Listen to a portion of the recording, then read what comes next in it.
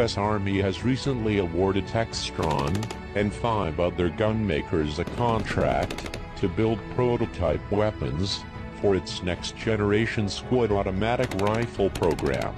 The contract awards are the result of a prototype opportunity notice the Army released in March, in an effort to develop a futuristic replacement for the 3-decade-old M249.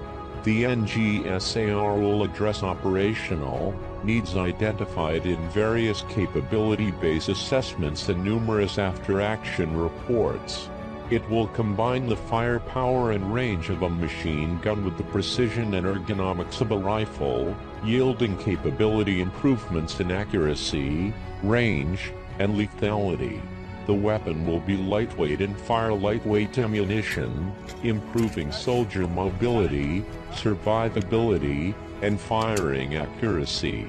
The weapon must have a sustained rate of fire of 60 rounds per minute for 15 minutes without requiring a barrel change, the PON document states.